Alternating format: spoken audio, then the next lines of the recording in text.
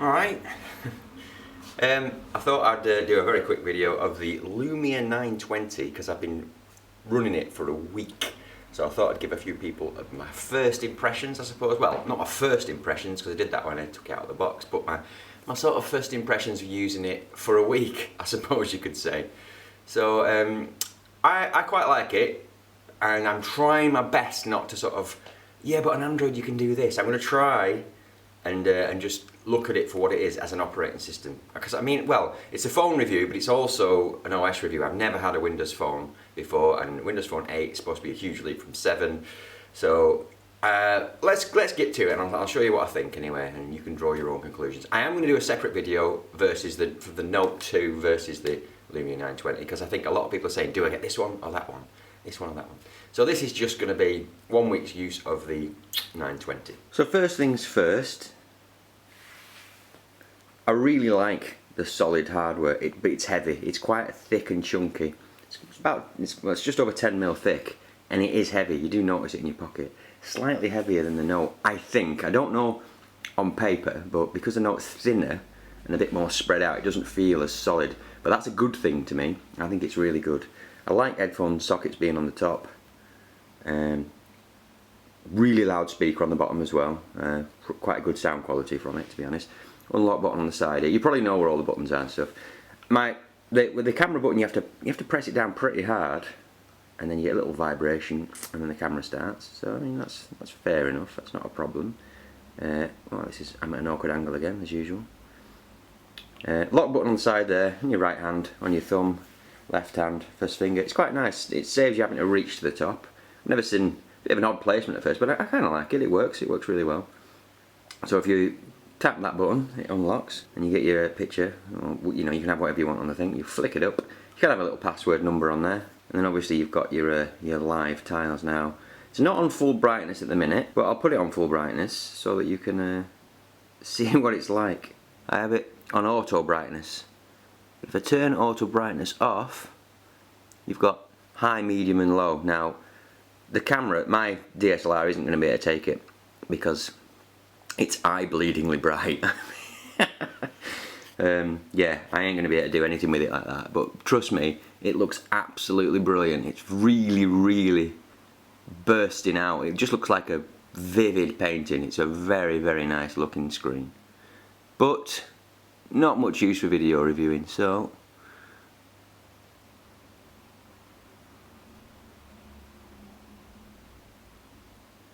I tend to leave auto brightness on to try and make it a bit more bearable. So as far as the phone's concerned, the phone's solid, it's awesome. Really thick and heavy and decent. It feels like if you dropped it you're going to break the floor rather than anything else. The OS, Windows 8, I like it, I really like it, but and again I said I didn't want to do this, I just find myself missing things, because I think if you're coming from Apple, from iOS to Windows, you probably wouldn't notice it so much, but coming from Android, you can't see how long the battery's been in use, what's using the screen brightness, you can't do all the sort of deep, techie, geeky stuff that you can do. Again, it's pretty much all done for you. I'm sure you know that you can select the tiles, hold down on them, and you can resize them, small, large, medium. You know, that's all part and parcel. So you've got a list of applications, and it's a fairly short list to begin with. Then as you start to add, you get this A, B, C, obviously alphabetizes, if that's a word, and then you tap on the letter, and you can jump straight to the letter of that choice, and then open something by accident, if you're really stupid like I was then. But so you've got a list of apps that become alphabetized, alphabetical, you can jump between the letters, and then when you select an app, you hold your finger down on it, I'm sure you know this, pin it to the start, you can uninstall it, you can rate it in its application store, and when you plonk the items on here, you just get a continuous list, which is okay, to be honest. I suppose it could get ridiculously long. You can change the colour of the tiles to select colour of whatever you want. I quite like the fact that when you take pictures, this little photos tile sort of does a little slow zoom. I mean, all the motion that goes on is quite cool. You can pin a specific person and it'll pin their phone number, their Facebook, their Twitter and everything. It seems to be geared towards that sort of when you click on the people, you've got a list of all the people's names. You've got the last thing you said on either Facebook or Twitter sort of thing. What's new, so if I go across to here, it's telling me all the tweets and all the Facebook things people have done, little pictures and stuff, all in one. I mean, this is without installing the Facebook or Twitter app. You just sign in, and then when you tap on things, you can see them. There's people dressed as mice, I don't know. And you can obviously like them, comment straight from here, hit reply if it's a tweet, hit plus if it's a Facebook status to reply to it. So that's quite neat. I quite like that. So that's from the people side of you. An individual, you can pin an individual, which I've done there with my girlfriend. So if I tap her, I can see what she's up to, what she's doing. Again, nothing new. Email, I've got an Outlook email account and a Gmail account under one tile. You can join them together, and just obviously when you tap on an email, it'll tell you which account the email. So that one's to Opinionated Stew. So you can compile as many as you like. I tend to have 2 personal emails there, and I have my work email under Exchange. I have one big tab for that. Also, I have my calendar synced with Microsoft Exchange. Calendar's really nice. I use it a lot. Supposed to be at some sort of seminar today, but I couldn't make it, unfortunately. So you can hit the month view, tap the day, and as soon as you update, I have Outlook set to sync immediately rather than at intervals. Outlook email is syncs immediately, and when I go to the settings for my Gmail, the only option I've got in the sync settings is every 15 minutes, which is the closest I can get. But I mean, that's alright, to be honest. So on the whole, I'm still putting the OS through its paces. I think it's very, very pretty. I heard someone say it's the best mobile operating system ever. It's probably the prettiest, I'll give it that.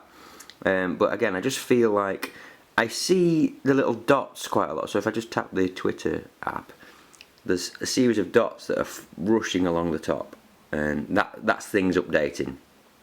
Not so bad on this Twitter client called Peregrine. The actual standard Twitter app is a bit rubbish in my opinion, because when you go across to mentions, you don't see anyone who's retweeted, any favourites, and you don't see that on here either. No, I don't want to rate you just yet, because I'm actually criticising you. But this has been the best one I've found. The Facebook app's a bit odd. It causes you a little bit of problem. It'll list everything, which is fine. You can scroll through. It's got quite pretty. It's got this whole look at the pictures, newsfeed, photos, newsfeed. But when you're scrolling down it, I've noticed this, and you actually click on an image, for example. So Nokia image there. Snake image, and he's thrown his phone through the wall. Hilarious. And when you back out, it does the dots fly past again to check if anything's changed. If anything has changed, it scrolls right back to the top again, which is a little bit annoying. But again, you don't actually need Facebook and Twitter really. You can cope with just the sort of people and individuals and stuff like that. But the good points about it I like is the music app's really nice. I've got a smart glass there for the Xbox. It's got a really loud speaker on it. You can do the importing of your music straight from Mac, because I connected to a Mac. You can actually do this mix radio where you can just select an artist you like. It'll find similar and or the same artists, let you download them offline. It's pretty good, to be honest, and the sound quality is fantastic. The camera, people are saying it's amazing, it's fantastic. I'm just hold down the camera button. It's alright. I mean, it's exceptional in low light. Hold down the camera button a bit. You always got a little flash to just check for light, even when flash is disabled. I mean, that's going to be a really interesting picture of the floor for you all there, which is fine. It does a good job. And if you tap the screen, if you're used to iPhone and anything else, it actually takes a picture where you expect it just to focus, which catches me out quite a lot. But it's exceptional in low light, but it's a little bit odd. It seems to go a little bit too far sometimes, if you ask me. Just been taking some pictures of, I'm looking at a new house, so the picture quality it's really, really good. It's nice. I mean, it's not fantastically incredible. It's on a par with the latest iPhone, even with the S2, the Note 2, sorry, and the Galaxy S3. But where it really makes a difference, like this picture here, was taken in pretty much pitch black. That's like the London skylight from a hotel room. Now there's loads of sort of skyscrapery things here, and it seems to pull all the light from them and amplify, and you get a really odd sense. It doesn't look real in a way. It's cool. I mean, it's good. you do get a lot of detail. You take a picture sometimes, you think, wow, it's pitch black here, but no, it really does. It shows the picture, so it's pretty crazy, really. But again, all these things. This is just a quick 1 week impression. Remember, I'm just trying to remember all the things that that I can. Now, one thing that's going to catch me out, and it's annoying me quite a lot, is on the keyboard. The keyboard's all right. You know, typing on here, and funny angle, spelt hello wrong, but it auto-corrected it there. It's all right. But these icons at the bottom. Remember when I had the 1X and I kept catching the things at the bottom? So if you're typing away with one finger and you accidentally catch one of these, like the attach one there. I mean, I'm overdoing it now. I'm exaggerating it, but again, I hit send then instead of ticking in the box. So it tried to send an empty message. So you've got, you know, that's your voice typing, that's your attachment for MMS, and that's your actual send button. So these icons at the bottom, I wish they were at the top, to be honest, because I keep catching them all the time. I can use it with one hand. It's 4.5-inch screen. It's usable. Finger under the bottom, usual sort of stance. But yeah, I've noticed that that's caught me out quite a lot. More so in the default Twitter app. I found that when I was hitting compose, when I'm typing something and I wanted to hit space, I'm doing this intentionally at the minute. I'd hit the send or the picture by accident. So the icons at the bottom, which is the sort of typical layout for everything, I'm finding a bit annoying. But generally, from like a social, if you like your Facebook and your Twitter integration, just hitting the people or hitting an individual is great. There's even a tile, the me tile, which you're probably all familiar with. You hit that and it shows you can post an update, you can check in, you can set your chat status for Facebook chat, your latest status is up there, or your tweet. Again, those dots, get used to seeing those when things update, because sometimes things take a little while. And that's everything I've said and I've done, going across what's new, same way that it would be on the me tile. Things I've written, things I've posted, things I've said. Picture of a hot chocolate that I took yesterday. That's opening a browser, the browser.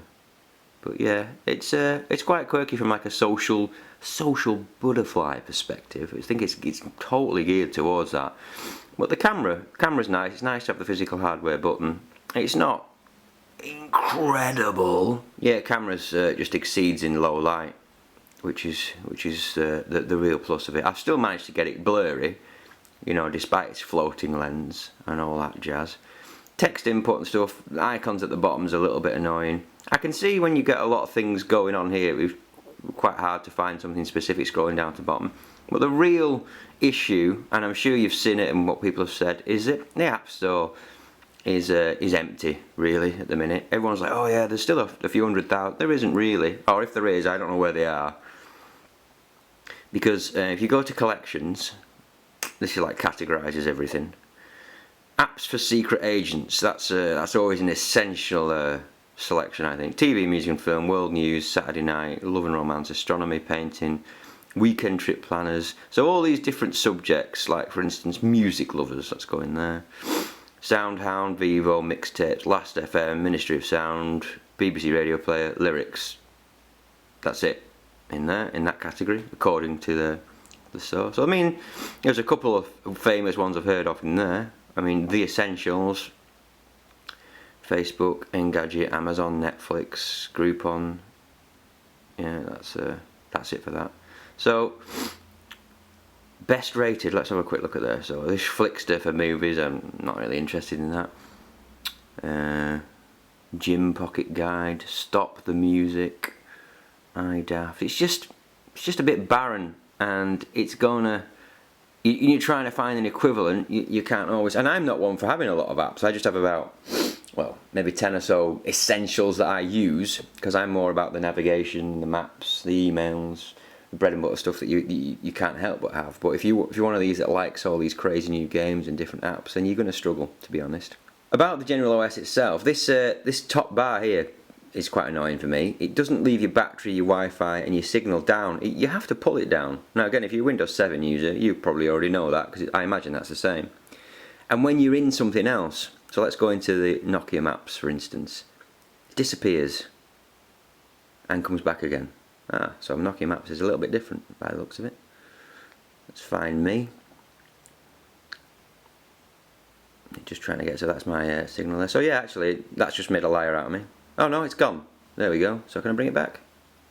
Yeah, I can bring it back. So it dissipates. I'd just rather it stayed there, to be honest. It just seems odd how all those sort of essentials disappear. But the map application is quite good. I enjoy it. What I really liked was the navigation. Again, I'll review these things individually, but the car driving navigation-y thing is pretty cool. I used it to navigate to my mother's house from here.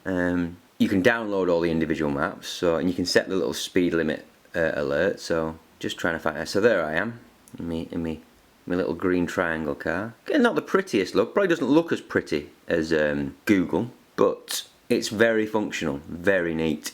So if we go into settings and go into actual settings, manage maps, looking for maps, again those dots, get used to those dots.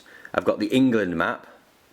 I can download Scotland, Wales, but I can also go into different regions of the world, download maps. And the England map is about 230 meg, which isn't so bad. And the same with the Nokia maps. You can actually download the maps and browse them without being connected. So let's just have a quick look at that. So when I just go into the standard maps rather than the navigation, they obviously work hand in hand. Hit the little dots, download maps, download new maps, update current. And I read somewhere that they update the maps maybe 4 times a year, which is all good for free. It's pretty good stuff. So from a practical point of view, email integration, the camera, calendar with Exchange is nice. The navigation, the drive and the maps, fantastic. But apps outside that just are missing a little bit, and the fact the keyboard input, I keep catching the bottom things. I'm going to give it a bit more time. Battery life on it, it hasn't been fantastic. It's been charged overnight. This is a third-party application. I'm down to 97%. It's getting better as time goes on now. I don't want to crucify it and say the battery's garbage, because I've been spoiled with the Note.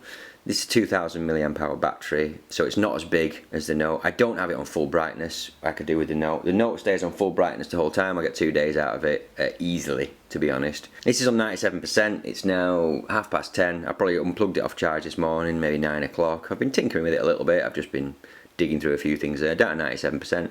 This little app here, battery level status thing, it's quite good. It's again, it's letting me see a little bit like what Android would show me. It's saying 2 days, 9 hours and 9 hours 2 minutes. Now I presume 9 hours 2 minutes would be standby. 2 days would be at the rate I'm using it, I think. But it will soon plummet. It doesn't actually well, I say plummet. It goes down quicker than you would expect, especially when you get to about 30%. Once you get down there, it really starts to go fast. But again, I've only had it a week, so before I actually say the battery's terrible, I'm going to give it a bit more chance to grow. I'm going to do some comparison videos with the Note. Look out for that. If you've got anything specific you want to see about it, let me know. But I think from an OS point of view, it just feels, if I've got the Note on me and I want to check something, I just reach for this one. And again, screen's always on full brightness on this, so let's just show you what I mean. So if I wanted to check Twitter, I would just quickly open the phones, go to the application, wherever it is. And I'm not one for these for pressing things at the same time. You know, I don't mean like that, but there we go. So that's who's added me. I can refresh it. That's the current timeline. This one just takes those little dots. It just seems to, I mean, this is a third-party Twitter application, fair enough.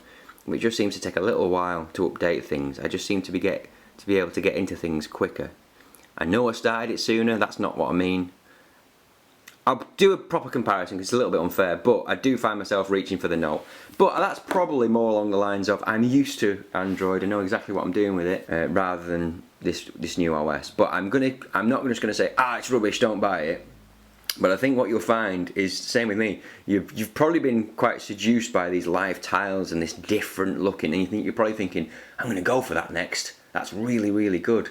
But I think the initial amazing factor wears off quite quickly, and you find yourself with just 2 lists, that list and this list. And if there's nothing specific you want to do, you don't find yourself picking it up. Whereas with the Android, I'm always picking it up and playing with it. Now granted, with it's got the Note and it's got the stylus and this, that and the other. But for me, if I'm going to watch YouTube, the YouTube app on this, for instance, it's just a link to the YouTube website. So I don't know. It's just that App Store. If that App Store was packed to the top, I think it would be a completely different experience. There is other developers making things like this. There's something called MetroTube, which is like an equivalent YouTube app, which works really nicely, to be honest. I found it does everything apart from let you skip through videos. But there you go. Oops, couldn't connect to YouTube. Try again. You get little things like that, little hiccups. But generally speaking, you can select a video, tap on it, and get everything. Look at the thumbs up, thumbs down, comments. Whereas the actual YouTube app, which I've uninstalled, is just a link. A shortcut link to the website. Only other thing I suppose that people would probably want to see off the top of my head would be the browser. So if I go to favourites, Google, and just go to test. I spelled that extremely wrong, and it brought up wrong suggestions, but that's just me not looking properly. Let me try that again. Test. Yeah, it says teat, but that's me. I'm sat at a funny angle, that's all. Funny angle. Right, so responsive as ever. It's fine. It doesn't look. I don't know if it's better resolution or lower than the iPhone 5 Retina display thing. I don't know. That sort of thing doesn't really interest me. As long as it looks okay and I can read it and it's good, then it's good enough for me. I've clicked on test there. It doesn't really seem to be loading in, so let's click on test cricket. There we go. That's an article all about test cricket. Things do work sideways. Thing is, you can't actually turn that sideways orientation off. So if you do that thing where you sit in bed and you lie again at a funny angle and it hops sideways, you can't actually turn it off. In the same way that there's no real shortcuts to your Wi-Fi, your Bluetooth. You know the things you can just quickly jump to in Android? There is a third-party application that I can't remember. Oh, there you go. Connectivity shortcuts. You can pin that to your home screen so you can quickly turn off Wi-Fi, Bluetooth, AirPlay mode, turn off your signal, and turn off your GPS. So that, you know, people are getting there for it and that. But as for orientation, this way obviously this doesn't change, and shortcuts to Bluetooth and wireless, etc. There needs to be the OS needs a little bit more refinement. I mean, I'm not just saying to compare it to Android, just so you can quickly do things that you need to do, like maybe hold down the power button and quickly turn off Wi-Fi or something along those lines. But first impressions is pretty good. Let's just trim it down or round it up. Down points at the minute is the battery, the keyboard interface when you type in, knocking things. Plus side, low light camera. The social integration's really good. The calendar, the exchange integration. Browser's nice. The sat nav is really good. The maps are great. Not as pretty as Google Maps, but pretty solid. I think they're probably a lot more, they're hopefully going to be more reliable. But again, I'll compare those things in time. I want to pit them against each other with directions. I want to do all kinds of tests. But what I wanted to do is get a video up there, because there's probably not many Lumia 920 vids up. It's quite hard to make it specifically about the phone, because the phone and the OS work hand in hand. You can't really separate them. But from a hardware point of view about the phone, you've got to pick it up and feel it. It might be too big for some, but it feels brilliant. I think it's rock solid. If I drop this, it'd go straight through that hardwood floor. Definitely. It's built like a brick. But in a good way. Really good way. But let me know if you want to see anything specific. Give me a shout. And if you want to see anything compared to that of the Note, I said I'm going to do the versus video for later on in the week, and I might even do a better and more structured review of this. I just wanted to do like a brain dump. But anyway, that's it for now. Thanks for watching. Take care now. Bye bye then.